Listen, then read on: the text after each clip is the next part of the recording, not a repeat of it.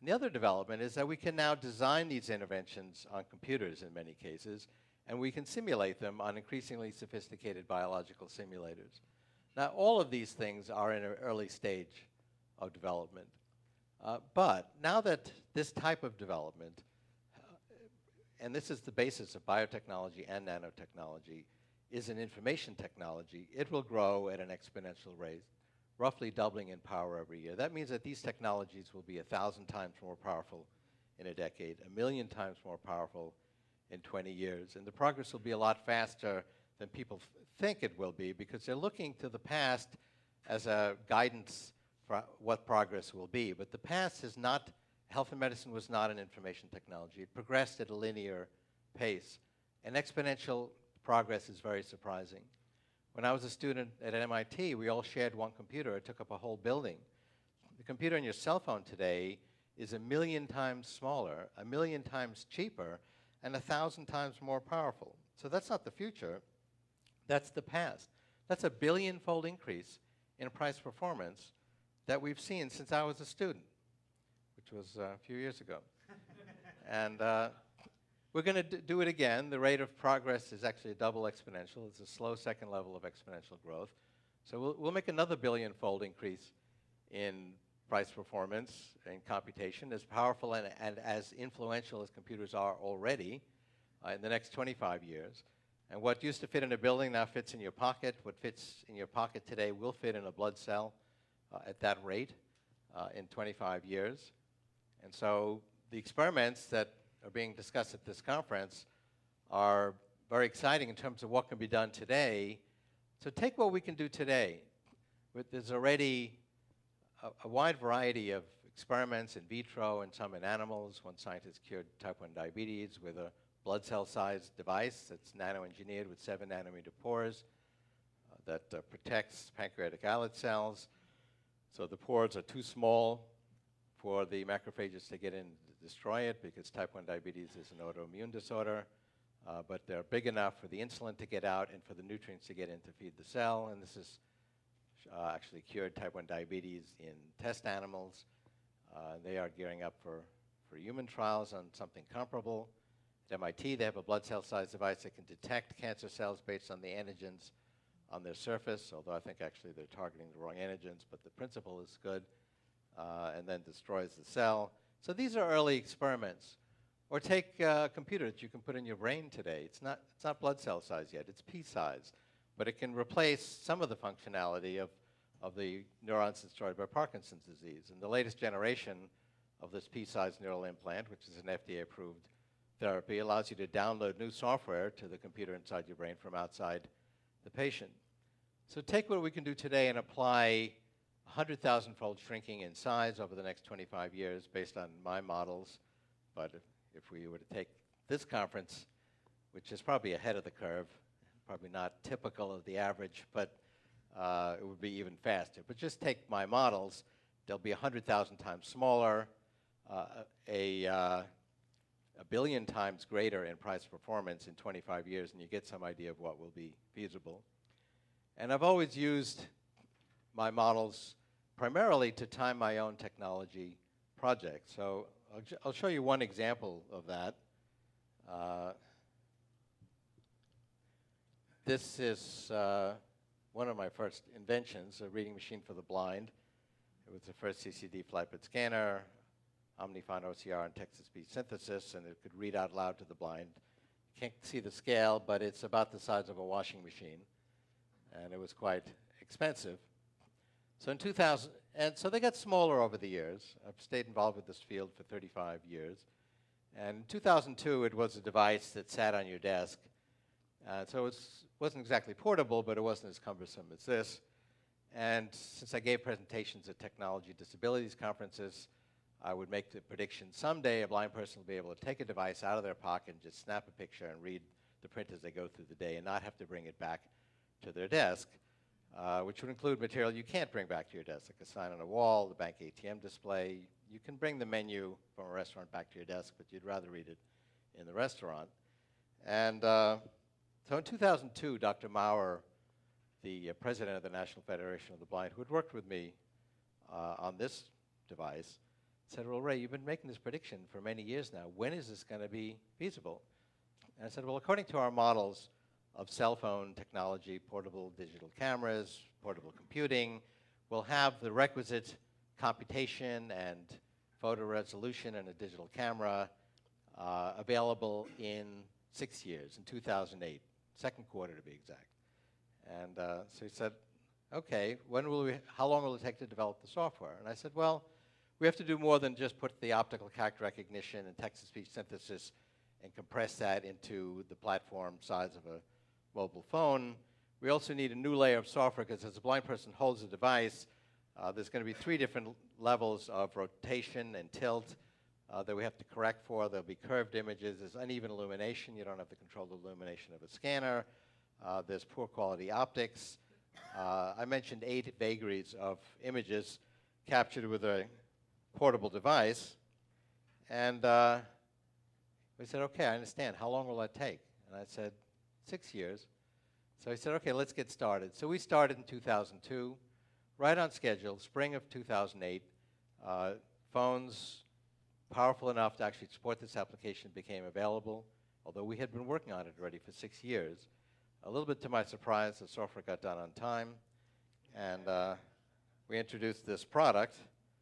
There are now thousands of blind people and dyslexic individuals going around snapping pictures of signs on walls and handouts at meetings like this one, reading the print as they go through the day.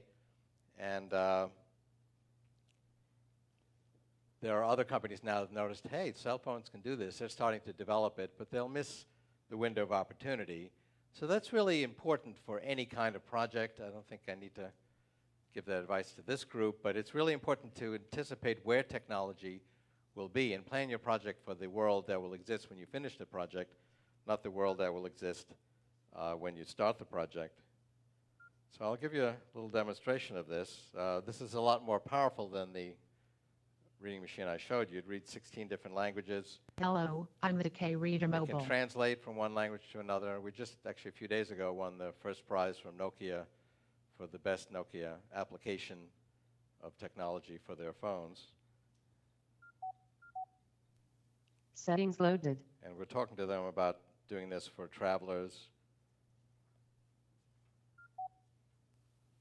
Viewfinder on. Ready to shoot. Taking picture. So I'll read a passage from my book relevant to today's conference. Pre-processing picture in books, articles, and labels format. Camera is 0 degrees clockwise We'll relative rotate to the the page. image any amount. Text cut And we'll off on correct for bottom. other vagaries like tilt, uneven illumination, curved images. GNR 227 atom by atom. We are shrinking the key feature size of technology in accordance NDTH, the law of accelerating returns, at the exponential rate of approximately a factor of 4 per linear dimension per decade. Canceling, please wait. Processing canceled. Ready to shoot. I'll read you a document now in Spanish. I'll Settings loaded. tell it that it's Ready a to Spanish shoot. document. Taking picture. Pre-processing picture in books, articles, and labels format. Camera is 0 degrees clockwise relative to the page. Well, I'm pretty good at taking the image, but you can rotate it any amount.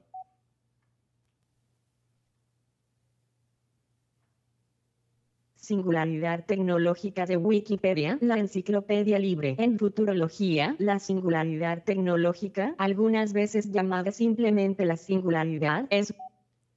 Okay, so I'll ask it to translate. And tell it we want to translate into English. Translation on.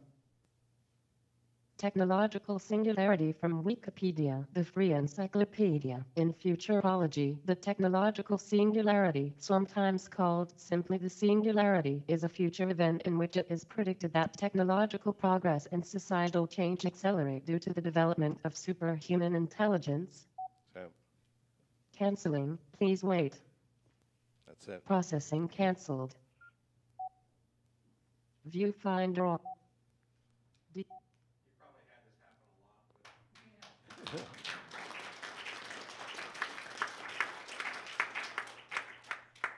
So it's not quite blood cell size yet. But as I said, what used to fit in the building now fits in a cell phone in your pocket. And what fits in your pocket will fit in a blood cell based on my projections in 25 years and will be a lot more powerful. So let me show you just how pervasive this exponential growth is, how predictable it is. These graphs have just been updated for the last 5 years. And I've not taken into consideration the fantastic progress we've seen this morning. But so far, things are right on track. The pace of technological change is accelerating due to this exponential growth of information technology. These are, by the way, logarithmic graphs. Straight line on a logarithmic graph is exponential growth. Each level is 10 or 100 times greater than the level below it. The telephone took 50 years to be adopted by a quarter of the US population. Cell phone did that in 7 years. These early technologies, telephone, radio, television, took decades to be adopted. These later, more decentralized, self-organizing technologies like the internet, mobile phone, took only a few years to evolve. I mean, think how different things were just a decade ago. Most people didn't use search engines. That sounds like ancient history. Imagine life without search engines. Wikis are brand new. Social networks, blogs were not used principally 5 years ago. So the world changes at an accelerating pace. And I have a whole theory on biological and technological evolution as to why this is the case. Someone asked me before lunch, what is the laws of physics that underlie the law of accelerating returns and our technological progress? And there is a physical law, which is we live in a universe that allows the embodiment of information in atomic structures. And that led to evolution, to those atomic structures forming more and more complex molecules that can embody information, and finally evolved DNA. And then DNA led to species that could actually embody information in their brains, and finally led to a species that could embody information in its creations, in its tools, and its technology. And the reason that an evolutionary process accelerates is it creates a capability, it evolves a capability, and then it adopts that capability as part of its methods of evolution. So the next stage goes more quickly. This is a double logarithmic graph. On the x-axis, it's how many years ago this paradigm shift took place. On the y-axis, it's how long it took for that paradigm shift to evolve and be adopted. So the very first paradigm shift, life, biology, basically DNA, an information-carrying molecule, took 1 billion years to evolve. But then biological evolution adopted it. It's used it ever since. The next stage, the Cambrian explosion, when all the body plans of the animals evolved, went 100 times faster. It only took 10 million years. And biological evolution kept accelerating. Homo sapiens, there actually were a few species and subspecies that could develop tools. We're the only surviving one, but that only took a few 100,000 years, really a blink of an eye in biological evolutionary terms. And then adopting Homo sapiens and a technology-creating species as the cutting edge of evolutionary development, the first stage of tool creation was a little bit faster, tens of thousands of years for fire, stone tools, the wheel. And then we always use the latest technology, the latest tools, to create the next tools. And so that technology has accelerated. The printing press took a century to be adopted, half a millennium ago. The first computers were designed pen on paper and actually wired with screwdrivers and took years to develop. Now we use computers to design computers, and 10th generation computer-assisted design software to do 12 different layers of design automatically. And so putting these paradigm shifts on this logarithmic graph, it forms a straight line showing this continual acceleration. If we put them on a linear graph, it looks like everything has just happened. That's the nature of exponential growth. But some people criticized this graph and said, well, Kurzweil only put points on the graph if they fit on the straight line. If I had a paradigm that didn't fit on the straight line, I just didn't bother to include it. So to address that, I took 15 different lists from different thinkers and reference works called Sagan's Cosmic Calendar, the American Museum of Natural History, Encyclopedia Britannica, a dozen other lists. And these lists were not trying to either make or break my point. This is just what they thought were the key events in biological and technological evolution, and there is some disagreement. Some people think the Cambrian explosion took 25 million years, not 10 million years. Some people include the ARPANET with the internet, so it's 25 years, not 10 years. A lot of disagreement when human language started, both spoken and written. So you see some spreading of the points, but there's a very clear trend line. There's no denying that there's an acceleration. Nobody thinks the internet took 1 million years. Nobody thinks the Cambrian explosion happened in 10 years. Not much happened in 1 million years, 1 billion years ago. So an evolutionary process inherently accelerates. And there's no discontinuity in an exponential, and we don't see a discontinuity, but we don't need to because the nature of exponential growth is explosive enough. It's smooth, but it ultimately is quite disruptive. And the exciting thing is that the field we're talking about here today, which is reverse engineering biology, and you can see that nanomedicine requires understanding biology because you can't extend it and build it and overcome its limitations without understanding what it is in the first place. That is now an information process. We can now understand biology in its true terms as an information process. I mean, that is what is going on. There's been an evolutionary process of bits of data in the genome. And we're understanding how that works. We're in an early stage of that, but it's going to accelerate. And if you look at the precision and the scale, for example, of biological simulators, you see the same phenomenon. Same phenomenon in modeling brain regions. And I'll come to that in a moment. And here I just illustrate on a linear scale the difference between an exponential and linear progression. They look the same early on because you're doubling tiny numbers initially, but ultimately they diverge quite radically. And they are made up of a cascade of S-curves of different technologies. And I mentioned Moore's law is just one example of many. So this is updated now, just recently, up to 2007. The version through 2002 is in Singularities Near, which I just read to you from. And it's really amazing how smooth a progression this is. Now, the degree of progress is hidden by a logarithmic scale because it's powers of 10. Actually, here it's powers of 10,000 between each level. So this represents trillions-fold improvement over the century, a billion-fold improvement just since I was an undergraduate. But what's even more amazing to me is look at how smooth and predictable a progression this is. And I say this now not just backfitting and overfitting to past data. I've been making these forward-looking predictions based on these progressions for 30 years. And this is a measure of the innovation of millions of people. And it's amazing how predictable it is. Now, Martine and I had a discussion before lunch that this kind of insight might lead to apathy. People feel, well, progress is inevitable anyway. Why bother, extending ourselves and working on solving problems? What's inevitable is the power of these technologies, barring some catastrophic meltdown of civilization, which is not impossible. There's still some 20,000 thermonuclear weapons, and they don't get much attention, but they're still there, and they're still on a hair trigger. But I'm optimistic about that. But I'm not necessarily sanguine about the potential for destruction.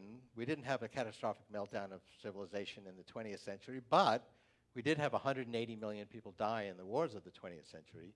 Technology is inherently a double-edged sword. Ever since stone tools and fire, they've been deployed for overcoming our suffering and for creative expression on the one hand, and being destructive on the other. And the same technologies we're talking about here can be deployed to overcoming cancer, or they could be deployed by a bioterrorist to reprogram a biological virus to be more deadly, more communicable, or more stealthy. I've actually been working with the Army on setting up a rapid response system for that. And the whole other area of United Therapeutics and its virology technology is a brilliant, broad spectrum potential treatment for arbitrary destructive biological viruses. And we just had some communication with the Department of Defense, and they're quite interested. So how we apply them, whether we just sit back and allow a bioterrorist to be destructive and don't put that rapid response system in place, or whether we do protect ourselves and protect civilization and deploy them aggressively to overcoming cancer and extending human longevity, health, prosperity, creativity. That's in our hands. That is not preordained. How we apply these technologies is very much what we should be working on. And so that's really a reason not to be complacent. But it is really amazing to me how predictable, through 5 different paradigms, this progression has been. There were shrinking vacuum tubes in the 1950s. CBS predicted the election of Eisenhower in 1952, the first time the networks did that. And then every year they made the vacuum tubes smaller and smaller to keep this exponential growth going. That then hit a wall. They couldn't shrink the vacuum tubes anymore and keep the vacuum. And that was the end of the shrinking of vacuum tubes. It was not the end of the exponential growth of computing. We then went to another paradigm, transistors, and then integrated circuits.